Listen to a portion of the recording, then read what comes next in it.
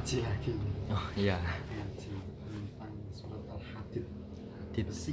Besi. Jadi besinya itu buat apa namanya? Umat manusia. Ini Allah mencipta besi itu untuk keperluan manusia. Baik itu Allah. Baik, sangat baik. Baik. Luar biasa. Nabi Dawud di sini gembleng. Insyaallah. Dari pasir besi Ya. dimasak, terus itu nanti menjadi sebuah lempengan yang mana bisa untuk apapun. Ya. Bisa pisau, bisa untuk pacul, aret, bisa untuk semuanya. Dan saya membaca di surat Al-Hadid ayat 6 itu agak gimana ya, hati saya agak berdetak, Bagaimana? agak kencang, Bergetar ayat 6 gitu. ya. Bismillahirrahmanirrahim. Yulijul laila fin nahari wa yulijul nahara fil lail wa huwa alimun bidzati syukur. Dia memasukkan malam ke dalam siang. Di malam ini lebok kenang wek siang. Malam lebok kenang wek siang. Dan memasukkan siang dalam malam. Siang lebok kenang wek koyo mlebu metu. Dan dia maha mengetahui segala isi hati. Allah itu mengetahui semua isi hati. Jadi orang itu benci dan cinta itu tidak bisa ditebak, karena sedalam-dalamnya hati tidak ada yang tahu kecuali Allah Subhanahu wa Ta'ala. Jadi kayak senang orang itu, oh senang asli ini. Lalu nanti, loh ada sifatnya kelihatan. Iya.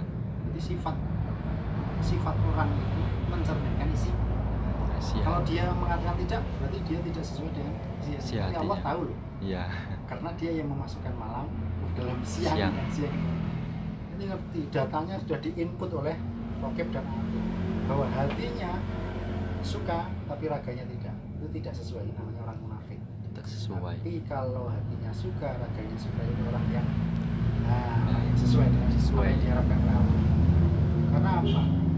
Kebencian itu muncul itu karena iri hati. Kebencian itu muncul karena penyakit hati. Ada iri, ada dengki, ada hasud, ada sombong, ada riya, ada takabur. Nah, itu penyakit tersebut melukai hati. Hatinya menjadi kotor. Ketika hatinya kotor, dia tidak sesuai dengan yang ada di dalam hatinya, yaitu ruh dalam hatinya. Nyawa, mursyid, jiwa. Ya. Nah, kalau jiwanya tersakiti, maka dia matinya sakit. Kan ada orang Islam, orang mukmin, orang solih itu kalau dicabut nyawanya seperti rambutnya ada di tepung. Tapi kalau orang yang hatinya kotor, hatinya penuh dengan penyakit, bagaikan duri yang ada di kapas, ditarik kapasnya katut sakit deh, mati.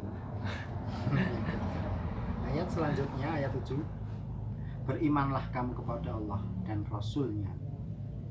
Kita disuruh beriman kepada Allah dan utusannya. Dan infakkanlah sebagian harta. Kita disuruh Allah untuk menginfakkan sebagian harta, enggak semua, sebagian harta yang dia telah menjadikan kamu sebagai penguasanya. Jadi harta kita yang menguasai kan kita. Iya. Nah, kita menguasai harta kita sebagian diinfakkan. Maka orang-orang yang beriman di antara kamu, jadi sekelilingmu kan ada orang yang beriman sekelilingmu di antara kamu, dan menginfakkan, memperoleh pahala yang besar. Orang yang berinfak di jalan Allah itu pahalanya besar di dunia maupun di akhirat. Dan mengapa kamu tidak beriman kepada Allah padahal Rasul mengajak kamu beriman kepada Tuhan? Utusannya Allah itu mengajak untuk beriman kepada tauhid, dan dia telah mengambil janji jika kamu orang-orang yang beriman. Dia telah mengambil janji di Lauh Mahfuz tadi. Iya. Allah bilang kepada para ruh, "Woi, janji ini susun gini loh." Tanda tangan. Allah telah mengambil janji jika kamu orang yang mukmin, orang yang percaya. Dialah yang menurunkan ayat-ayatnya yang terang kepada hambanya untuk mengeluarkan kamu dari kegelapan kepada cahaya. Jadi ketika roh dimasukkan di dalam raga menjadi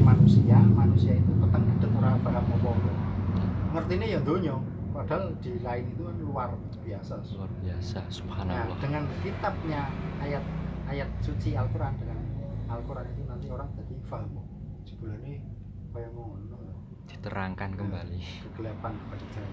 Dan sungguh terhadap kamu Allah Maha Penyantun Maha Penyayang. Ya, Itu artinya orang-orang itu kan buta sekarang, buta terhadap hal gaib. Harusnya tahu dong kenapa. Loh, memang di dunia cuma ini toh yang kita lihat, cuma gamis, cuma duduk, cuma cuma ini kan enggak, luas sekali.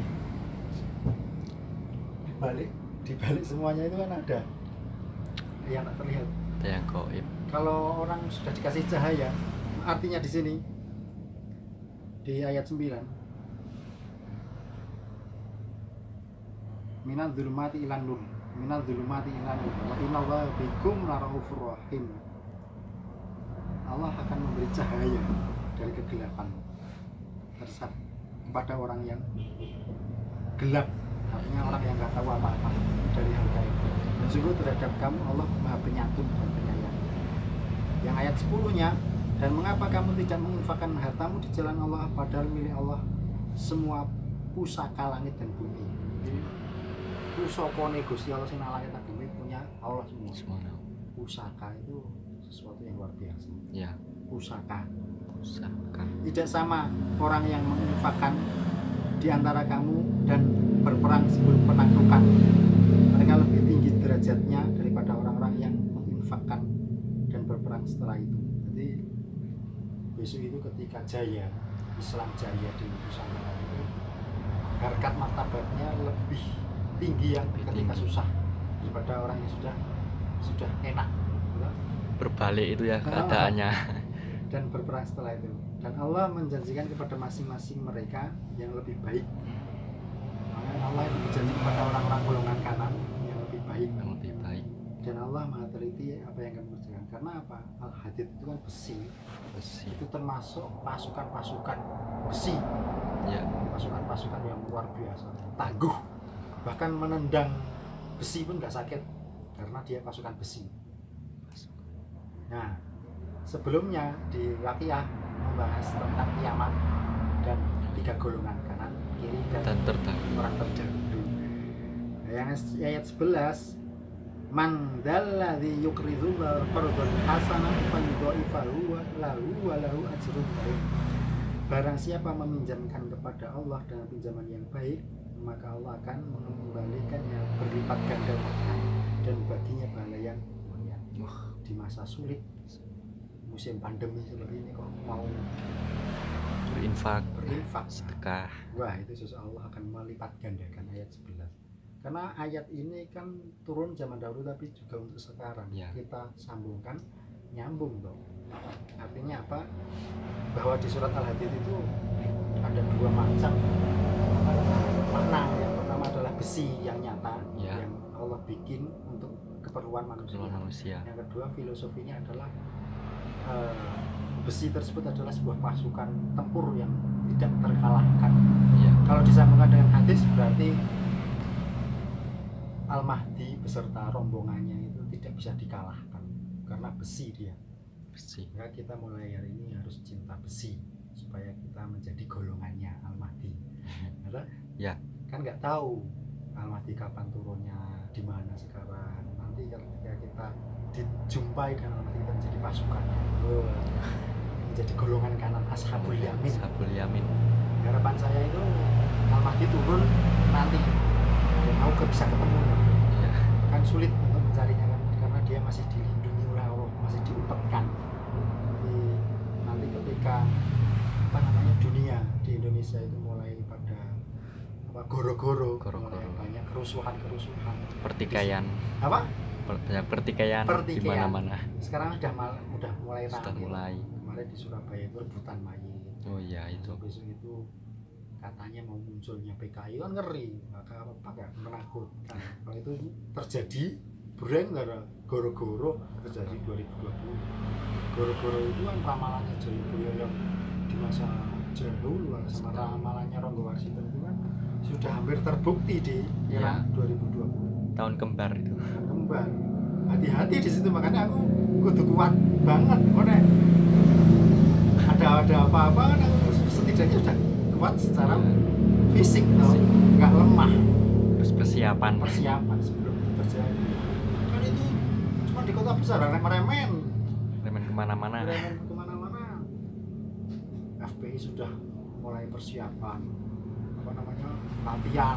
Wah, kayak senjata. mau perang aja. Iya. Aku takut loh Sama saya juga. Nah, kalau FPI sudah persiapannya gimana? Jangan-jangan nanti Islam dipecahkan, nanti FPI malah perang dengan orang Islam sendiri. Yang mana orang Islam itu boikot dengan PKI. Aku malah mumet kayak gini. Aku mau bela mana ya? Jelas aku mau bela diriku sendiri. Katanya Rasulullah, jagalah dirimu dan keluargamu serta hartamu. Ya, itu aja. Iya. Orang yang terdekat sama lindungilah. Maka sebelum kita hal-hal itu terjadi, yang harus kita lakukan adalah belajar bela diri supaya bisa membela diri. Itu kan hadis Rasulullah. Saya sambung-sambungkan kalau saya ini ayat ini kan zaman dahulu Hasan. Loh, ya zaman dahulu kan bisa untuk saat ini ya loh. Bisa untuk menjelaskan keadaan sekarang. Nah, ya artinya kiamat aja belum terjadi. Sudah dijelaskan sejak dahulu. Iya kan. Waqiah kan artinya kiamat. Ya. Kiamat kan belum terjadi. Berarti ayat ini ayat-ayat yang mana untuk hari besok ini, artinya ayatnya malah lebih digunakan untuk menjelang kiamat. Ya mudah-mudahan kiamat kecil lah mudah-mudahan kiamat sughra. Yang mana kiamatnya cuma kecilnya Gusti Allah bikin ya besar lah ya. Kalau kan gunung meletus itu termasuk kiamat sughra. Ada jumlahin. Padahal sekecil-kecilnya korbannya aja banyak loh, apalagi kalau di mana-mana itu gimana gitu. Maksudnya itu di Indonesia itu 21 gunung yang aktif, berarti aktif semua. Bingung nih. Banyak. Mumpung gurung Iya. Mumpung gurung, dia siap-siap secara lahir dan batin. Kurangi pakai HP. Hanya membaca Quran loh. Iya. Karena apa? Karena ketika orang tergantung dengan HP, besok sinyalnya hilang, yang terjadi apa? Dia kan tidak survive, kagok. Biasanya gue HP kok, HP ini sinyalnya rana, wong stres di pusing, stres. Biasanya gue duit, ke orang gue duit. Nah, biasanya numpak duit ke pelaku kan, stres. Orang terbiasa. Ya, kembalilah dengan sistem zaman dahulu, yaitu harus kuat lahir dan batin. Itu aja yang saya sampaikan tentang surat Al-Hadid ayat 6. Allah tahu isi hati semua manusia. Isi hatinya yang baik dan yang buruk Allah tahu, dan besok akan terlihat mana yang baik dan mana yang buruk. Allah memasukkan siang dan malam. Wah, salam. Salam.